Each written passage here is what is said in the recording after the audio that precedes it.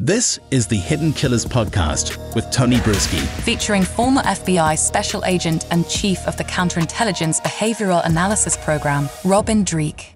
What is next for Richard Allen, the man accused of being the Delphi murderer? We've heard so many things over the last several months, from Odinistic cults that came in and maybe killed these girls, to you name it. The case has had so many twists and turns. The latest twist is the defense attorneys who helped craft that very Odinistic theory have now left the case. They have withdrawn.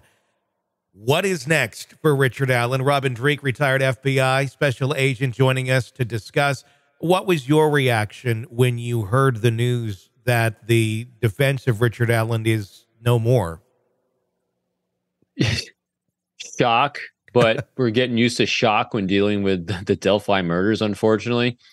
What's next for Richard Allen? Prayer. What else can go sideways in this guy's defense? I was, as we've said on the show before, you got to give props to the defense attorneys. And I was watching True Crime the other day, and I was just amazed at the tenacity, the ferocity in which they believe their client innocent, which bodes very well for Richard Allen.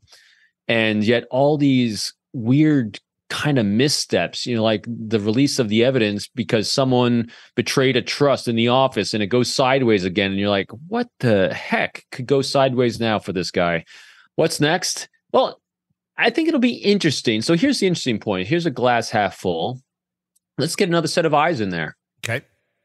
It'll be interesting to see another defense attorney or team come in to take a fresh look at everything and see if they come up with the same defense, the same conclusion. That's what I think will be really interesting at this point. This is the furthest thing from a done deal. And I think that's the real point when looking at true crime and murders and all these investigations. I mean, every week when we go through our list of what we're going to chat about, what strikes me all the time is you can never have enough reps and understand it all. I mean, because no case is the same. There's never an open and shut case. There's never an easy conclusion. There's always different things that make things go sideways on us. And this is just another prime example of it. I'm actually kind of really fascinated, though, when the judge appoints new defense counsel and we see what fresh look it has. It'll be really interesting. Can you imagine if another defense comes in there and comes up with the same defense? I'm wondering. I mean, can they walk it back at this point? Would they walk it back at this point? I mean, it's already been kind of set out there. And if they were to come back and say, no, we don't think any of that could possibly be true, we think this is true, I don't know. I mean, I do feel bad for Richard Allen at this point. He is innocent until proven guilty. Right. And there isn't a lot of evidence in front of us that points to him being guilty. What actually I feel like has made him look guiltier have been some of these tactics, have been some of these arguments of the Odinism and God knows what else. Right. That to me, it reminds me of a child, stealing a cookie or something. And like, you're asking, well, what happened? Oh my gosh, the neighbor's dog came in here and came through the window, did this. I mean, just a fantastical story, but something that really has a simple answer to it. That doesn't need all of the extra bells and whistles because it just makes him look more guilty than he would be without. So let's do our thought experiment. So imagine we have a conjecture, fast forwarding thought experiment. Imagine we have another defense team that gets assigned and they come in. And like you were saying, and I've said this too, this Odinism cult defense is like a spike out of the norm. We've never seen this in our country. This is kind of weird, and things that don't follow an arc of behavior of murders and behaviors don't quite fit, and they're generally not right. Mm-hmm. And it'd be interesting to see hindsight. You talk about conspiracy theories. Maybe think about the conspiracy of these two defense attorneys decided the only way for this Odinism defense to hold up is to get a fresh set of eyes on it. So if you got a fresh set of eyes, can you imagine a defense team that comes in there? If you get two defense attorneys in there again, and they come up with exactly the same defense, and they have no personal ties whatsoever to the former defense team, would you believe it more now or less? I think I'd believe it about the same, honestly, because it's fascinating, though, wouldn't it be? I mean, it would be if they were to come in and it were to have more receipts and more legs than it does. With this, it is so interesting because you can go down each one of these paths a little bit, some a little bit further than others, but then they kind of stop, and then the kind of common sense kicks in and goes. There's a lot of leaps. There's a lot of leaps that are being made. Yeah, they're very much just. What do you make of I mean, it seems like a lot of office infighting or issues with the defense is really what has, tanked this whole thing as of right now, including a suicide. What's your take on that part of this story? Because it just adds another layer of mystery and intrigue to this already just bizarre story. Yeah, as you and I have said before, when I first saw this whole thing happen, and then when you look deeper about the release and the stealing, basically, of the photos and releasing of it and a suicide, when you start seeing chaos and you don't understand what's going on, that means there's a lot of chaos that we don't see what's going on. That's why this is where you stop conjecture. You slow, Judge did a great job. Let's slow down.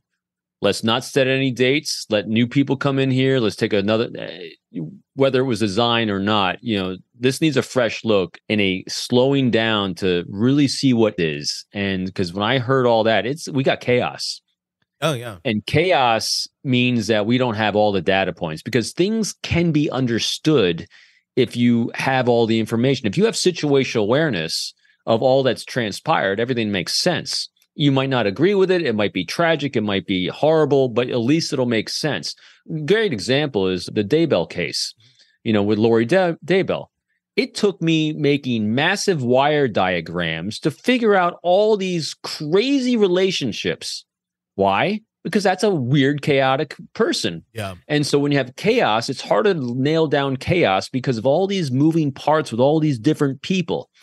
Same thing here. We got a lot of chaos with things we're not understanding. So that means that we don't have, which we never do because we're not the prosecutors, we're not defense. We don't have all the data points that give us a clear enough picture to make it understandable. And this was just one more layer added on to. I have no idea. This is just crazy. So this added to a layer of crazy for me. We have to take a look to, I agree. Let's take a step back. Let's let the new defense come in here and examine this further. But at the same point, we have a man that is being accused of this crime, sitting in solitary confinement. By the time even if he were to be exonerated today, he would not be a healthy person coming out of there. You can just see the trauma that he's been through. And if at the end of the day, we're like, well, nope, guess we were wrong, then you got this man who you've traumatized, and now we're releasing back into the world and to his family. And, it's like, hey, go pick up life now. It's not how it's going to go. In the meantime, why do they not consider looking at some of the other facets of this case, which I think would be very strong on appeal, like having him in a maximum security prison in solitary confinement and innocent until proven guilty? You talk about somebody, like Koberger, who's getting vegan meals, has his own TV in a fairly cush environment, and there's a hell of a lot more evidence over there that he murdered 4 people. It's all innocent till proven guilty, but that's why we have that sort of system, innocent till proven guilty. Why are we keeping him there? That must be a choice by the state, and why not pull that back? Why not get him into something more appropriate for where the case is at right now? Yeah, I couldn't tell you. It's sad. And we even talked about this as a possibility too, that he might have been, have some mental challenges going in, not mental issues, but, he might have, when you go out for walks alone by yourself in the woods to kind of collect yourself, and you do that routinely in some way, he might have some sort of trauma he's trying to deal with even before all this happened. And so when you compound it with how they're treating him inside the system, it makes it even worse, like you said. Again, pure conjecture on all that, but obviously someone who is in need and they're compounded. I have no idea. It's every state has its different ways in which they deal with their criminal justice system. Every prison has its own ways. Every warden has its own ways. The warden is like the captain of the ship, out at sea. It can kind of run things, the way they want to, as long as it's adhering to whatever state laws and regulations they have for the correctional institutions and facilities. This is an area that is not my area of expertise, but it's easy to see that this is not congruent across the country and across the states, because this is vastly different. Just look at Alec Murdaugh. Yeah. He's sitting there on his iPad, convicted murderer. He's got more liberty than the guy who's not even convicted of anything. He's got more liberty than somebody who can't afford an iPad. Right. I mean, it's just like, wow, you got the iPad here to do this with. Now, so you're mentioning Koberger, who's just accused. Yeah. I was thinking I went immediately to Murdaugh. Very true. Yeah, very true. There's just so much that doesn't make sense in this. One can only hope that that new set of eyes will put us in another direction here going forward. Yeah, and I hope if he is eventually found innocent of this, that someone comes forward and figures out a way to get him the resources he needs to kind of readjust, because talk about getting some PTSD. Oh, God. This would definitely cause some major issues in his own life, both personally and professionally, obviously. Want to listen ad-free? Want advanced access to all of our interviews before anyone else? Become a True Crime Today Premium Plus subscriber on Apple Podcasts. You get every episode commercial-free, so you can binge on true crime until you can binge no more. Search True Crime Today Premium Plus on Apple Podcasts now, or go to our podcast page and sign up now. More of the Hidden Killers podcast next.